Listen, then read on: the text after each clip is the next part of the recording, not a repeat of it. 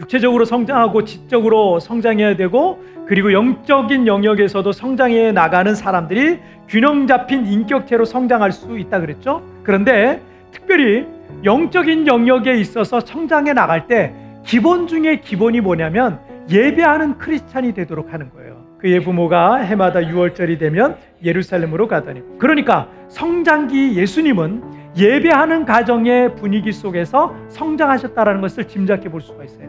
거리가 멀어도, 시간이 오래 걸려도, 또 때로는 바쁘고 힘든 일이 있어도 하나님 앞에서 예배가 우선순위였다라는 거죠. 그런데 예배한다는 것은 하나님을 경외한다라는 거예요.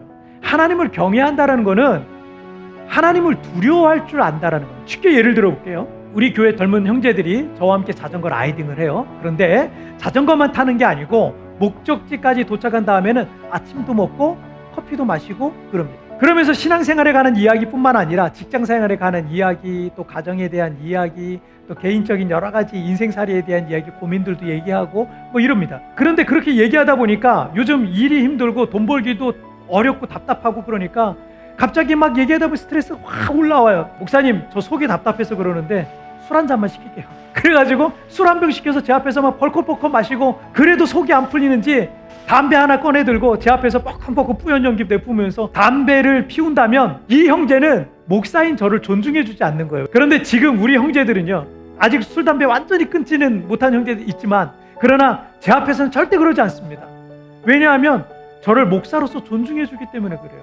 아무리 술을 마시고 싶어도, 담배를 피우고 싶어도 제 앞에서는 참는 거죠. 그리고 저랑 매주 운동하러 만나니까, 그러니까 담배도 끊으려고 하고 술도 줄이려고 끊으려고 노력하고 그러는 거죠. 하나님을 예배한다는 거는 하나님과 그분의 말씀을 존중히 여기는 거예요.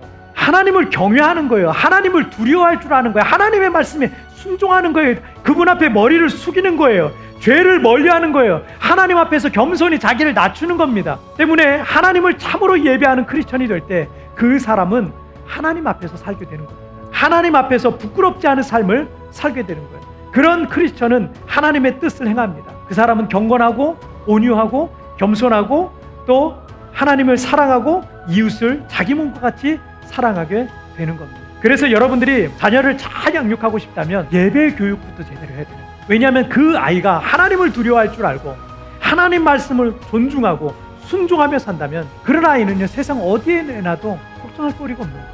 잭 포트 목사님은요, 이런 말씀을 하셨어요. 예배자를 예배의 대상 되신 주님처럼 변화시키는 것, 그것이 예배라는 거예요. 우리는 바라보는 것을 닮게 되어 있습니다. 예배는 주님을 바라보는 겁니다. 주님을 닮아가는 겁니다. 예배할수록 주님처럼 우리도 점점 변해가는 거예요. 우리가 우리의 생각과 마음이 주님의 뜻과 마음과 같이 변한다면 여러분, 내 삶에 어떤 일이 일어나겠습니까? 예배하는 우리 자녀들이 예수님을 닮아간다면 여러분, 우리 자녀들을 위해서 무슨 걱정이 필요하겠습니까? 하나님의 자녀된 우리 또한 천국 가는 그 순간까지 하나님 안에서 계속 자라가야 됩니다. 어제보다 오늘 더 예수님을 닮아가고 오늘보다 내일 더 예수님을 닮아가는 게 제 목표예요. 그것은 우리가 날마다 하나님을 바라보며 예배할 때 우리의 모습 속에서 주님을 닮는 흔적들이 남게 될 것입니다.